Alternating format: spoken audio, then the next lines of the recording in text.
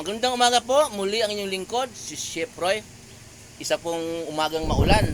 Kanina po nagpakita na yung araw pero ngayon po maulan uli. Shout out po sa lahat po ang nakakapanood ng video kong ito. Shout out po kay JM Francisco, Ma'am Robles kung tawagin namin kuyang. Shout out po sa inyong lahat. Tokero Clan, Tokero Family. At pagpapalain po kayong lahat ng Diyos. Kung dati na kayo pagpapalaan ng Diyos, patuloy kayong pagpalain at ingatan hanggang sa buong pamilya po ninyo at sasamahan kayo ng Diyos kahit saan kayo paparoon. May nagtanong po sa akin na bakit ho sa akin ang Diyos ang daigdig. Nilikha niya ang daigdig, langit at lupa, pero bakit ho sa akin pa niya? At mayroon pong tanong din na alam naman ng Diyos na lahat, di ba? Alam, wala siyang hindi alam. Kaya niya, lahat ng isip ng tao alam niya. Ngayon po, sabi ko, lahat alam ng Diyos kung gusto niya alamin, pero mayroon siyang hindi niya inalam sa simula, hindi niya inalam. Kaya nagulat lang siya na ganoon pala ang ginagawa natin. Hindi niya alam sa simula. Ngayon po, ipapaliwanag ko po. Babasahin po ng lingkod, pakinggan po ninyo sa Genesis 6:5. Pakinggan po niyo, babasahin ko. Nakita ng Diyos na laganap na ang kasamaan ng tao sa daigdig at puro kasamaan na lamang ang palaging nasa isip ng tao, kaya't labis na ikinalulungkot ng Diyos na nilikha pa niya ang tao. Sabi niya, lilipulin ko ang lahat ng taong aking nilikha. Lilipulin ko rin ang lahat ng hayop at ang mga ibon. Ikinalulungkot kong nilalang ko pa ang mga ito. Ngunit si Noe ay naging kalugod-lugod sa Diyos. Okay po. Ang Diyos po, lahat kaya niyang alamin. Kung gusto niyang alamin, yung isip natin kaya niyang basahin kung ano nasa isip natin. Pero nilikha po ng Diyos ang tao para mamuhay sa daigdig, sumunod sa kanyang kalooban, sundin ang kanyang utos, sundin ang kanyang tuntunin, at pag namatay ang tao, makasama niya sa kanyang kaharian ang kaluluwa. Yun po ang nais ng Diyos. Pero nakita ng Diyos na ang tao hindi sumunod sa kanyang kalooban, kaya po, ang sabi dito po sa binasa ng lingkod, sabi ng Diyos, ikalulungkot kong nilalang ko pa sila. Okay? Nakita niya na ang tao namuhay sa daigdig na puro kasamaan ang iniisip. Okay? Nagsisi ang Diyos po na bakit nilalang ko pa ang mga yan. Kung may Bible ko po sa bahay, basahin po ninyo sa Genesis 6:5 at pagbulay-bulayan po ninyo ang sinasabi niyong lingkod, pagtugmain ninyo ang binabasa ninyo. Nagsisi ang Diyos po na nilalang niya ang tao. So, hindi inalam ng Diyos kung anong magiging isip ng tao na namuhay sa daigdig. Nagulat lang siya, ay, puro kasamaan pala. Kaya po, ang impyerno po, hindi totoo na boss doon sa Satanas. Ang impyerno po, nilikha ng Diyos para kay Satanas. Yun po, mababasa po natin sa Mateo. Binasa po sa Mateo na ang impyerno nilikha ng Diyos para sa Satanas. Kaya damay na po tayong mga makasalanan noon.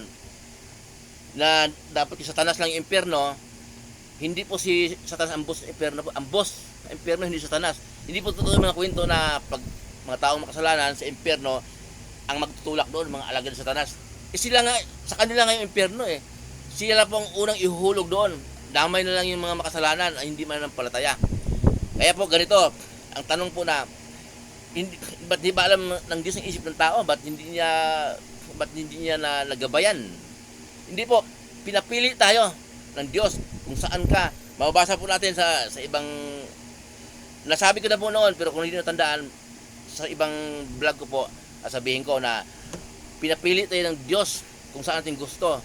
Mamili kayo, o buhay, o kamatayan, pagpapala, o sumpa. Pero sinadya ng Diyos na piliin yung buhay para mabuhay kayo at ang inyong pamilya. So, ang sa binasa po ng lingkod, hindi alam ng Diyos na ang tao ganun. Hindi niya inalam.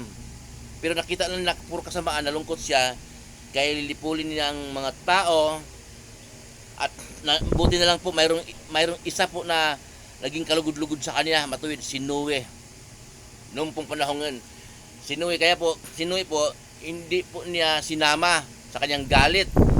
Pinasakay po niya pinagawa niya ng arka o barko, tapos ang tatlong anak ni Noe, na lalaki, parehong may asawa, pinasakay po niya, bali 8 po silang naiwan noon. Asawa ni Noe at tatlong anak na lalaki, parehong may asawa, 8 po silang naiwan. At pagkatapos po ng baha noon, sa galit ng Diyos, nilipol niya ang mga tao.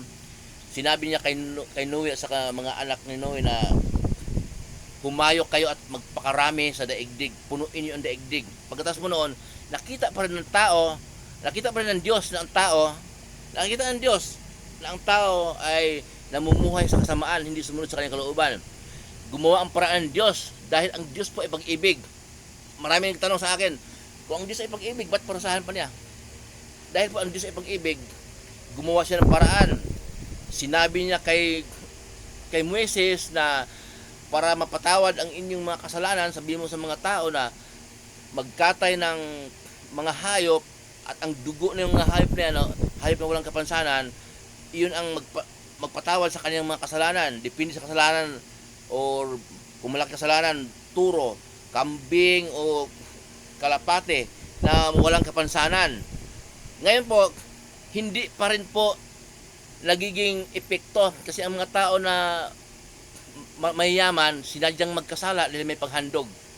At taon-taon po sa templo ng Jerusalem, winibisikan po yung gamit ng dakong kabanal-banalan sa taunang pagpapatawad ng mga kasalanan sa buong Jerusalem, sa buong lalawigan. Habang pong ginagawa ng mga tao-taonan, lalo pong dumadami ang kanilang kasalanan dahil sinadya po lang magkasala dahil mayroon silang panghandog. Okay? Kaya hindi po naging kalugod-lugod sa Diyos.